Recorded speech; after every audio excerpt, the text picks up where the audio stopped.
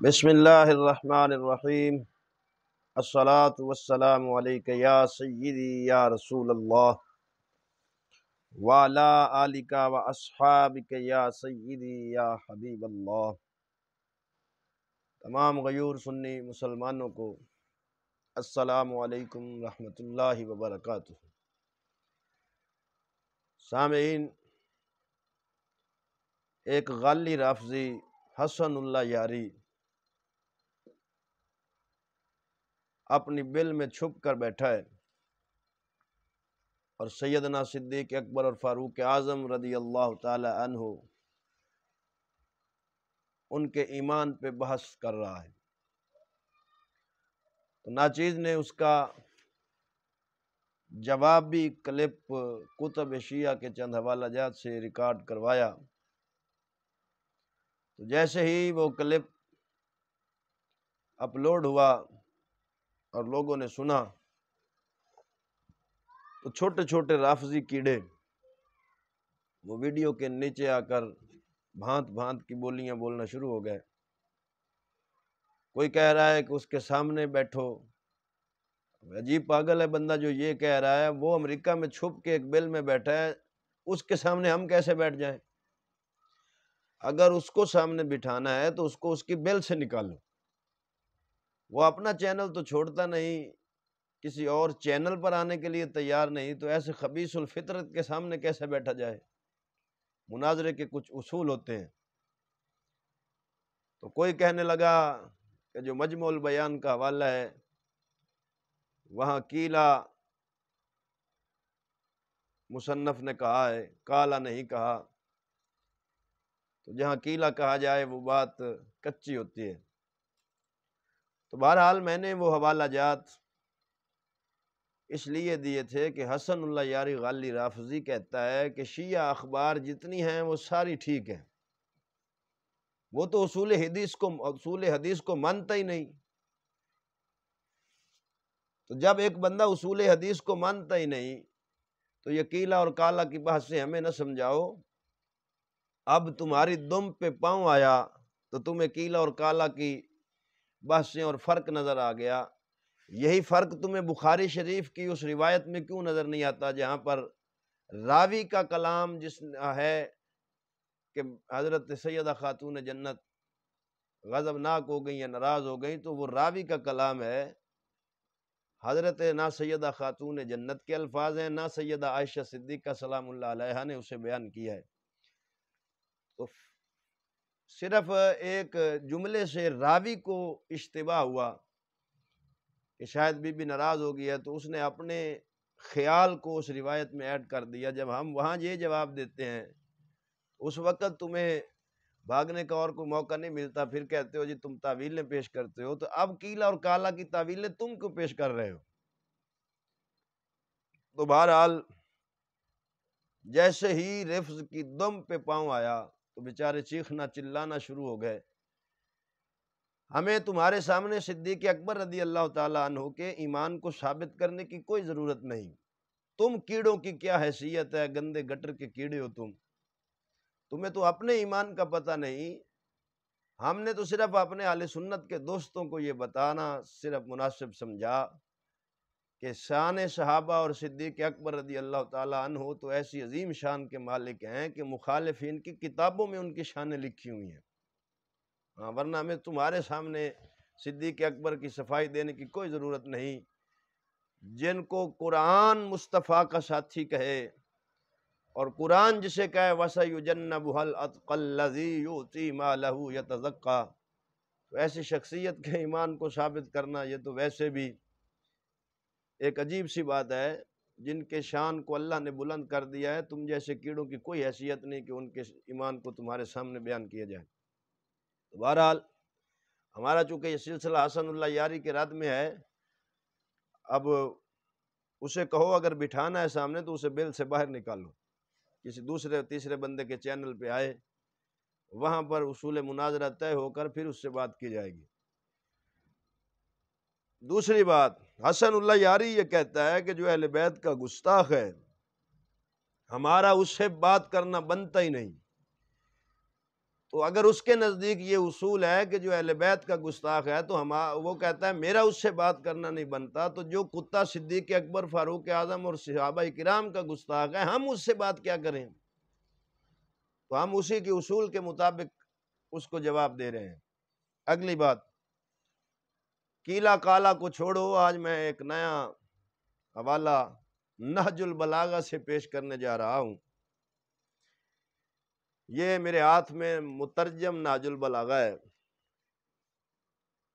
اس کا ترجمہ کیا ہے مفتی جعفر حسین نے، نیاز کمپنی نے اس کو شائع کیا ہے۔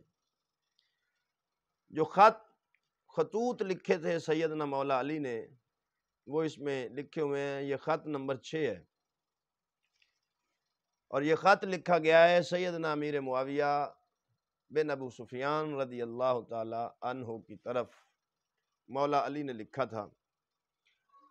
اس کے الفاظ کیا ہیں؟ اِنَّهُ بَایَعَنِ الْقَوْمُ الَّذِينَ بَایَعُوا أَبَا بَکْرٍ وَعُمَرَ وَعُثْمَانَ عَلَى مَا بَایَعُوهُمْ عَلَيْهِ فَلَمْ يَكُنْ لِلشَّاهِدِ أَنْ يَخْتَارَ وَلَا لِلْغَائِبِ أَنْ يُرَدَّ وَإِنَّمَا الشُّورَى لِلْمُهَاجِرِينَ وَالْأَنصَارِ فَإِنِ اجْتَمَعُوا عَلَى رَجُلٍ وَسَمُّوهُ إِمَامًا كَانَ ذَلِكَ لِلَّهِ رِدًّا فَإِنْ خَرَجَ عَنْ أَمْرِهِمْ خَارِجٌ بِطَعْنٍ أَوْ بِدْعَةٍ رَدُّوهُ إِلَى مَا خَرَجَ مِنْهُ فَإِنْ أَبَى قَاتَلُوهُ عَلَى اتَّبَاعِهِ غَيْرَ سَبِيلِ الْمُؤْمِنِينَ وَوَلَّاهُ اللَّهُ مَا تَوَلَّى۔ اب اس کا ترجمہ جو یہ جعفر نے کیا ہے، رافضی نے، وہ آپ کے سامنے پیش کر دیتا ہوں۔ کہتا ہے جن لوگوں نے ابو بکر، عمر اور عثمان کی بیعت کی تھی، انہوں نے میرے ہاتھ پر بیعت کی ہے۔ اب یہ جو اس نے بلنڈر مارا ہے بیچ میں، چونکہ یہ رافضی چونکہ ابن سبا یہودی کی اولاد ہیں، اور یہودیوں والا خون ان میں جوش مارتا ہے، اور یہ چونکہ یہودی اپنی تعریف کتابوں میں کر دیا کرتے تھے، تو یہ بیچارے بھی ان کے نقش قدم پر چلتے ہیں اور تعریفات کرتے ہیں۔ میں اس کا آگے ایک حوالہ بھی آپ کے سامنے پیش کروں گا۔ اب اس میں ترجمے میں اس نے خیانت کی ہے۔ اب معنی یہ تھا جن لوگوں نے ابو بکر، عمر، عثمان کی بیعت کی تھی، انہوں نے میرے ہاتھ پر بیعت کی ہے۔ اب اس نے کیا معنی کیا ہے؟ جن لوگوں نے ابو بکر، عمر، عثمان کی بیعت کی تھی، انہوں نے میرے ہاتھ پر اسی اصول کے مطابق بیعت کی ہے جس اصول پر وہ ان کی بیعت کر چکے تھے۔ اب یہ پتہ نہیں اس نے کن الفاظ کا ترجمہ یہ لیا ہے، بہرحال، اور اس کی بنا پر جو حاضر ہے اسے پھر نظر ثانی کا حق نہیں، جو بر وقت موجود نہ ہو اسے رد کرنے کا اختیار نہیں، اور جو بر وقت نہ ہو اسے رد کرنے کا اختیار نہیں، اور شورا کا حق صرف مہاجرین و انصار کو ہے۔ وہ اگر کسی ایک پر ایکا کر لیں اور اسے خلیفہ سمجھ لیں تو اسی میں اللہ کی رضا و خوشنودی سمجھی جائے گی۔ یعنی مہاجرین و انصار یہ شورا کا حق ہے ان کو، اور مہاجرین و انصار جس بندے پر جمع ہو کر اسے خلیفہ منتخب کر لیں، تو مولا علی فرما رہے ہیں نہج البلاغہ میں یہ ہے کہ اس میں اللہ کی رضا اور خوشنودی ہے۔ اب حسن اللہ یاری ابو بکر و عمر کو نعوذ باللہ کافر کہتا ہے، تو ظاہری بات ہے اگر وہ کافر تھے تو ان کو منتخب کرنے والے، ان کی بیعت کرنے والے، وہ بھی دائرہ اسلام سے خارج ہو جائیں گے۔ تو کیا کفار جس پر جمع ہو جائیں وہاں اللہ کی رضا اور خوشنودی ہوتی ہے؟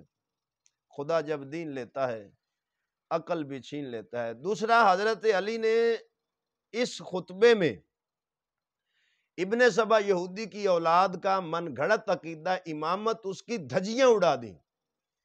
یہ کہتے ہیں خلیفہ امام منصوص من اللہ ہوتا ہے۔ حضرت علی اس نظریے کا رد کر رہے ہیں کہ امام اور خلیفہ منصوص من اللہ نہیں، بلکہ اسے مہاجرین اور انصار کی شورا منتخب کرتی ہے، اور جس کو مہاجرین و انصار منتخب کر لیں اسی میں اللہ کی رضا اور خوشنودی ہے۔ اس کے جو غائب ہے وہ اس کا انکار نہیں کر سکتا، جو حاضر ہے دوبارہ اس پر نظر ثانی نہیں کر سکتا، اسے ہی اپنا امام اور خلیفہ ماننا پڑے گا۔ اب یہ تو آگے حضرت علی فرماتے ہیں،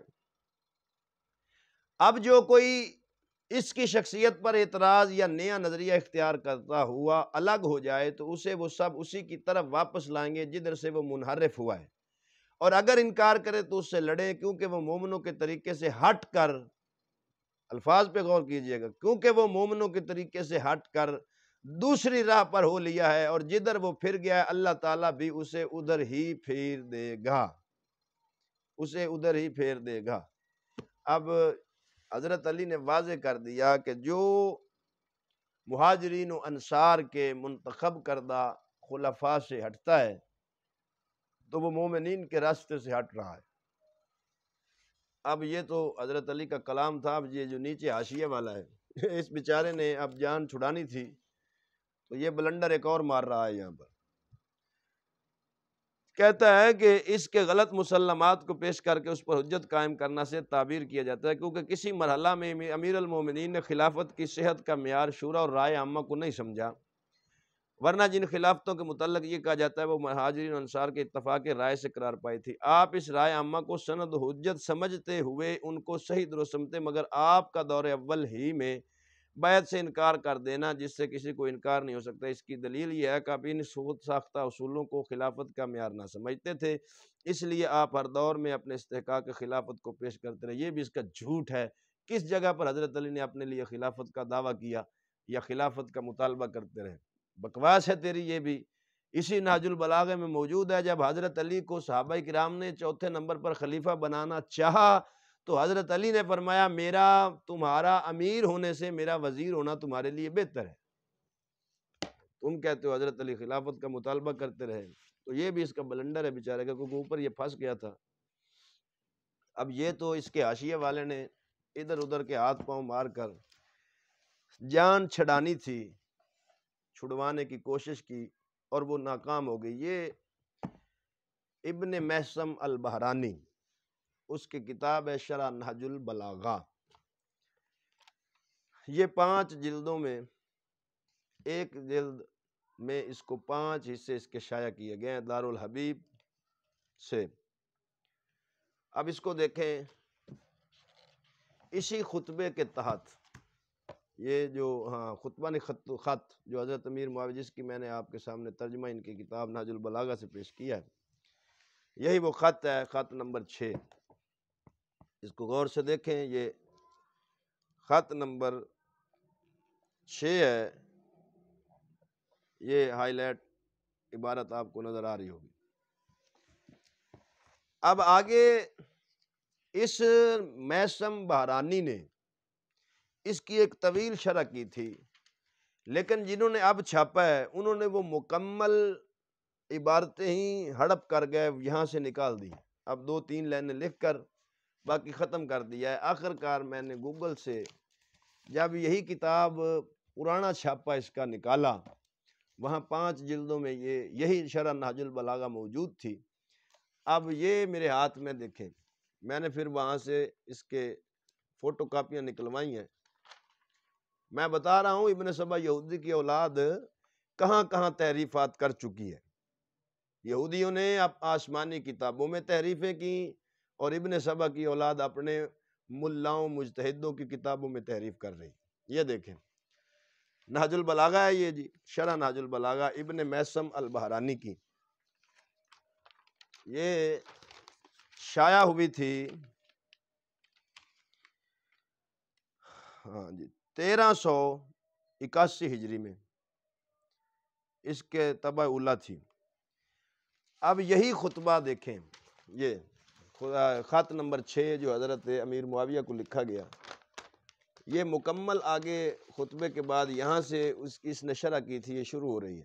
اب یہ جنہوں نے نہیں چھاپی ہے یہ مکمل ہی نکال دیے یہاں سے، یہ تحریف دیکھیں کیسے کہاں کہاں کر رہے ہیں۔ اب حضرت علی نے یہاں پر یہ دیکھیں جو خطبہ حضرت علی نے دیا تھا، خط لکھا تھا کہ مہاجرین و انصار کا حق ہے شورا کا کہ وہ خلیفہ منتخب کرے، اسی جملے کی شرح کرتے ہوئے یہ نہج البلاغہ میں ابن محسم بحرانی یہ لکھ رہا ہے، یہ میں نے ہائی لائٹ کیا ہے، جس کو یہ نئے چھاپے سے نکال دیا گیا ہے یہاں تک۔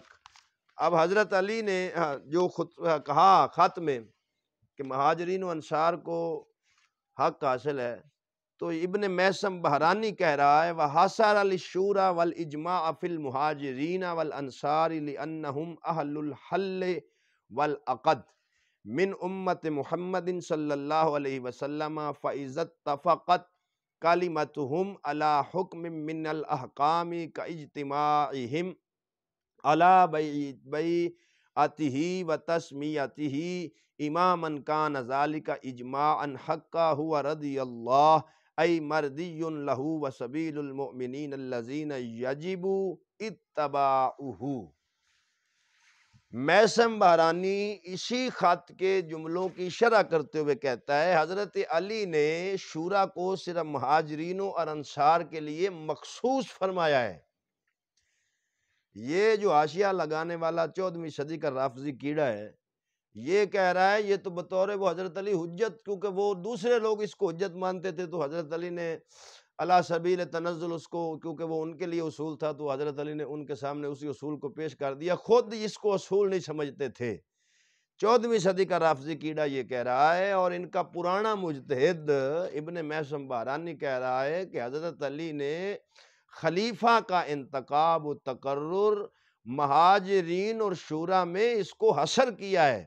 وَحَصَرَ لِلشُّورَى وَالْإِجْمَاعَ فِي الْمُهَاجِرِينَ وَالْأَنصَارِ، اس میں حصر حضرت علی نے فرمایا ہے، مخصوص فرمایا ہے، کیونکہ حضور صلی اللہ علیہ وسلم کی امت کے اہل حل و عقد وہی ہیں جب وہ کسی معاملے پر متفق ہو جائیں، جس طرح حضرت علی کی امامت و بیعت پر متفق ہوئے تو ان کا یہ اجماع و اتفاق حق ہوگا، وہ اجماع اللہ کا پسندیدہ ہوگا اور مومنین کا ایسا راستہ ہوگا جس کی اتباع واجب ہے۔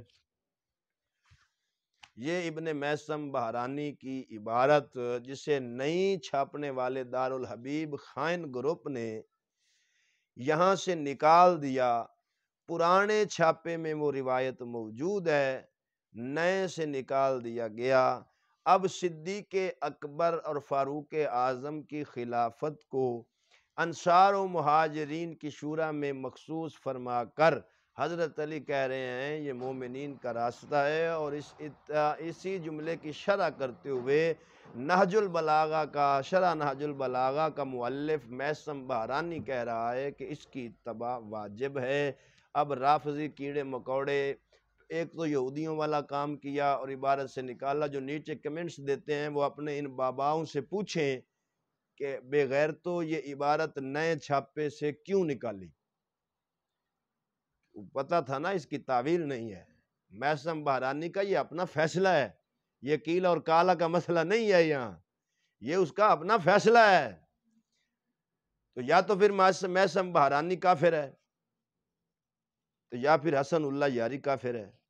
اب یہ فیصلہ تمہارا ہے۔ ایک تو تم نے خیانت کی، میسم بحرانی کی عبارت کو نئے چھاپے سے نکالا، یہ یہودیوں والا طریقہ ہے جس کو تم نے اپنایا چونکہ وہ تمہارے آباء و اجداد ہے۔ دوسرا، اس سے یہ پتہ چل گیا کہ صدیق اکبر و فاروق اعظم کی خلافت حق ہے، کیونکہ انصار و مہاجرین کی شورا نے انہیں منتخب کیا اور وہ مومنین تھے اور ان کے راستے کی اتباع واجب ہے۔ تم واجب، اب بتاؤ اگر تم انہیں کافر قرار دو گے تو حضرت علی نعوذ باللہ کفار کے راستے کو واجب قرار دے رہے ہیں۔ شرم تم کو مگر آتی نہیں ہے، نہ خدا ہی ملا، نہ وصال صنم، نہ ادھر کے رہے نہ ادھر کے۔ تو یہ ہمارا سلسلہ نمبر 2 تھا جو آج ہم نے بیان کر دیا۔